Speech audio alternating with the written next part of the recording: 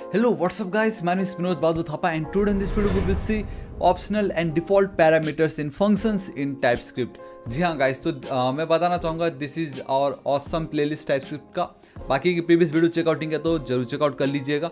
कल के दिन हमने फंक्शंस पढ़ा, आज हमें ये देखना है कि उस फंक्शन में भी हम default parameter and then optional parameter को कैसे डिफाइन कर सकते हैं एंड उसका क्या यूज़ केसेस है। ठीक है, तो गाइस आप देख सकते हो कि मैं अपनी VS कोड एडिटर पे आ चुका हूँ and I have this much. And हाँ, आज में टास्क नहीं होने वाला है क्योंकि मैं आप लोगों को कल वाले में ही बताऊंगा। एंड कल के वीडियो में गाइस ये जो दो मैंने आपको होमवर्क दी थी, अभी तक आपने की या नहीं गाइस? अभी तक नहीं की तो प्लीज़ इसको एक बार कोशिश कीजिए कमेंट सेक्शन में। एंड मुझे कमेंट देखा था कि अभी तक मैंने एरे बताया ही नहीं, तो हम कैसे इसको इम्प्लीमेंट करें। तो गाइस वंस जब मैं आपको एरे बताऊंगा तब मैं इसको वापस आपको दिखाऊंगा एंड आप बोलोगे वाह यार ये तो इतना ईजी था, है ना? तब मैं आपको ये होमवर्क तब दिखाऊंगा, ठीक है। बट आज हमें ये जानना जरूरी, what is this optional parameter and what is this default parameter. नाम से तो बहुत क्लियर है कि एक ऑप्शनल है और एक हम डिफॉल्ट वैल्यू देने वाले हैं, किसको?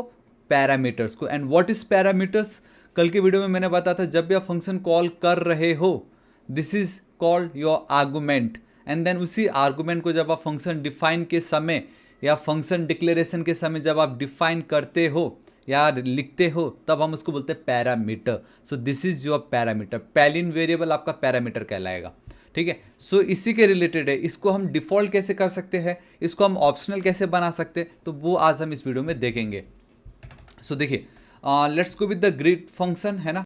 Like TypeScript allows you to define optional and मैं आपको डायरेक्टली दिखा देता हूँ ये। अब आई होप आप इसको रीड कर पा रहे हो।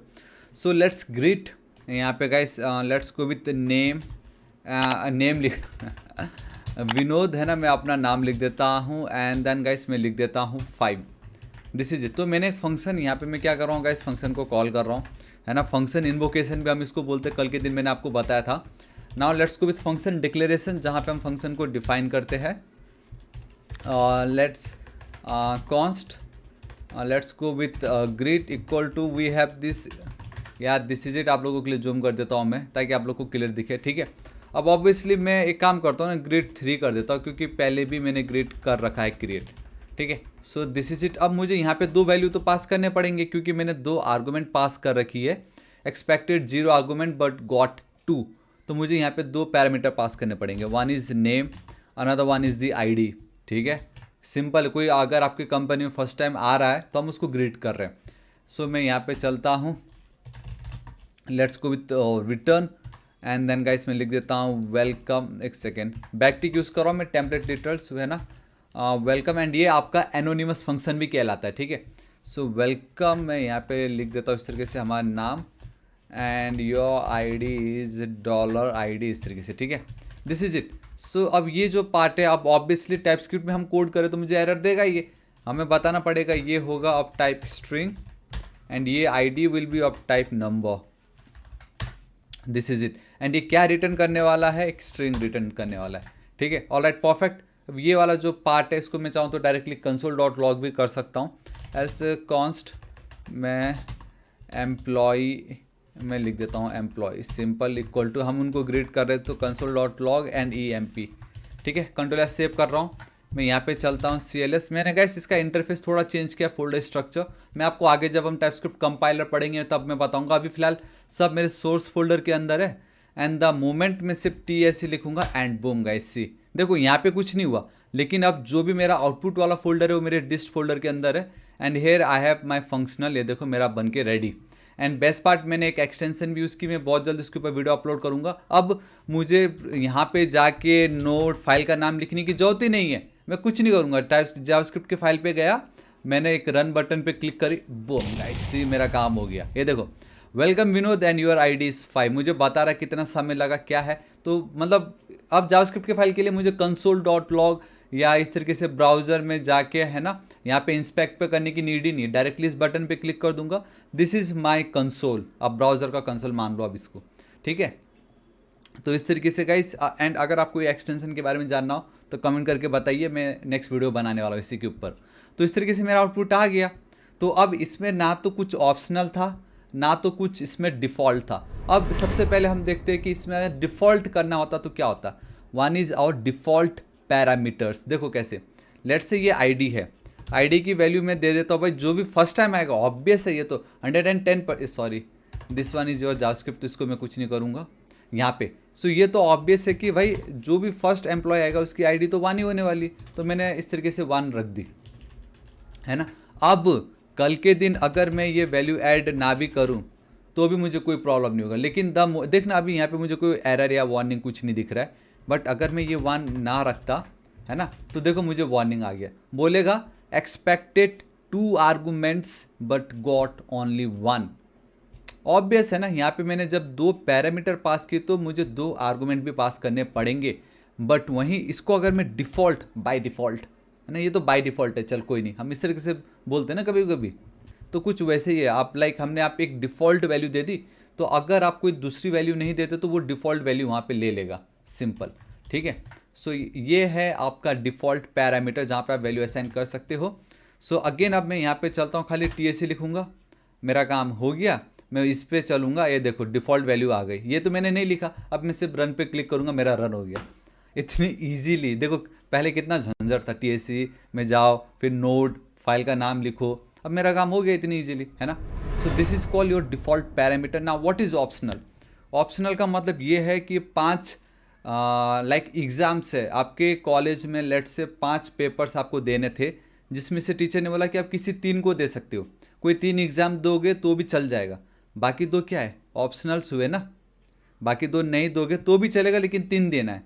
अगर आप 5 देना चाहते हो आप दे दीजिए, लेकिन सिर्फ 3 दिया तो भी चल जाएगा, तो बाकी 2 जो है ऑप्शनल्स है, मन हो तो दो वरना मत दो। So that is your optional, ठीक है, मन किया, ठीक है।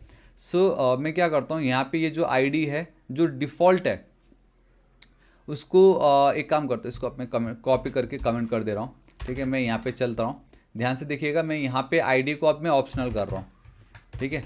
अभी देखो मुझे फिर से यहाँ पे एरर आएगा, बताएगा कि 2 आर्गूमेंट्स हमें एक्सपेक्टेड है जब आप 2 पैरामीटर पास करते हो, बट द मोमेंट, अब ये जो पार्ट है, अब मैं इस पैरामीटर को ऑप्शनल कैसे बनाऊँ। सो देखिए, optional parameters are denoted by appending a question mark symbol after the parameter name.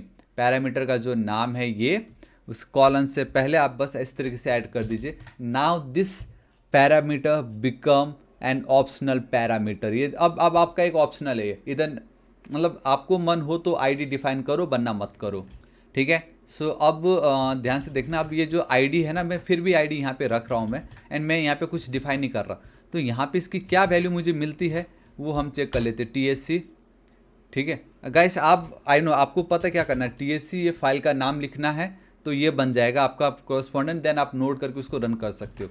सो मैं यहाँ पे चलता हूँ, ये देखो बाय डिफ़ॉल्ट क्या आता है वो देखते हैं। यहाँ पे अगर मैं चलता हूँ, so all right, STRI is not defined, कहाँ है ये तो बहुत पहले का है guys. We are getting an error and STRI is not defined. And एक चीज़ ये है कि अगर आपने ऑप्शनल रखा है तो गाइस आप वैल्यू पास करो, मन हो तो इस तरीके से ये वाला काम मत करो, क्योंकि अगर ये वाला काम आप कर दोगे तो फिर फ़ायदा क्या हुआ ऑप्शनल रखने का, है ना।